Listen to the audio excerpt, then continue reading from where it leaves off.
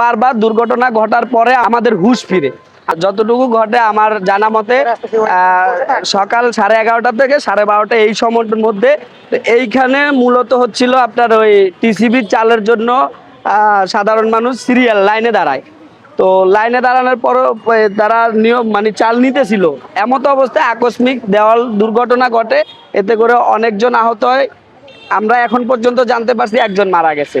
দেওয়ালটা লম্বা সময় ধরে লং টাইম এই হেলেছিল, মানে হেলেছিল, তার মানে আগের থেকেই বোঝা গিয়েছিল এটা কিন্তু যে কোনো সময় দুর্ঘটনা ঘটতে পারতো। এলাকাবাসীও তাদেরকে সম্ভবত অনুরোধ করেছে তারা যদি এই দিকে একটু সচেতন হয়ে যদি এদিকে একটু করতো, হয়তো বা দেওয়াল নাও ধসতে পারতো।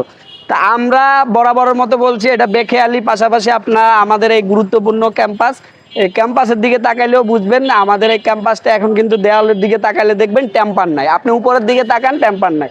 তো যেহেতু গুরুত্বপূর্ণ একটি প্রতিষ্ঠান, পাশাপাশি এই এলাকাটাও খুব গুরুত্বপূর্ণ। পাশে আপনার প্রশাসনিক কর্মকর্তার কার্যালয়, এখানে আপনার মনে করেন না সিটি কর্পোরেশন অফিস, এইখানে তারা যদি শুরু থেকেই যদি কাজ করত বা কলেজ কর্তৃপক্ষ যদি দেওয়ালের দিকে একটু খেয়াল করতো, তাহলে হয়তো বা এরকম দুর্ঘটনা ঘটতো না।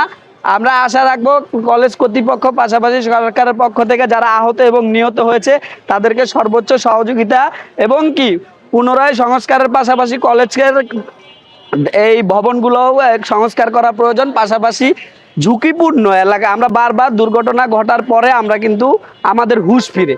আমরা বারবার বলে আসছি, বারংবার বলে আসছি যে ঝুঁকিপূর্ণ ভবনগুলো যেন সরকার কর্তৃপক্ষ, রাজুক, সিটি কর্পোরেশন, স্থানীয় সরকার মন্ত্রণালয় যারা পারে, যাদের যেই দায়িত্ব তারা যেন তাদের জায়গা থেকে এসে এই যে ঝুঁকিপূর্ণ ভবনগুলো, এই ঝুঁকিপূর্ণ দেওয়ালগুলো চিহ্নিত করে তাই এই জায়গাগুলোর যেন পুনরায় সংস্কার করা হয়। যেহেতু এটা জনবহুল এলাকা, ঢাকা শহর একটি জনবহুল এলাকা, আমরা আশা রাখবো সরকার কর্তৃপক্ষ যেন পরবর্তীতে ভূমিকম্প সহনশীলতার দিকে খেয়াল রাখে, যেন পরবর্তীতে এমন দুর্ঘটনা না ঘটে সেই প্রত্যাশা রাখবো। আপনাদেরও সহযোগিতা চাই, যেন যারা আহত এবং নিহত হয়েছে তাদের পাশে দাঁড়ানোর জন্য অনুরোধ থাকবে। এখন পর্যন্ত আমরা জানতে পারছি একজন মারা গেছে, তো আরেকজনের কথা আশঙ্কা করা হচ্ছে উনিও মারা যেতে পারে, কিন্তু দুইজন মারা গেছে। আমি একজনের কথা শিওর হয়েছি, আর একজনের এখনো শিওর না।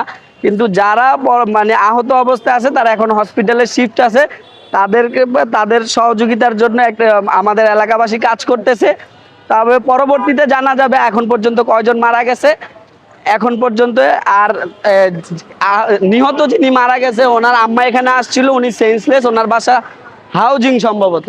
তো ওনাকে আপনারা সহযোগিতা করবেন, পাশাপাশি ওনার আত্মীয় স্বজন আসছে, ওনার থেকে আপনারা তথ্য নিয়ে আপনারা যা যা করার তা আপনারা করবেন।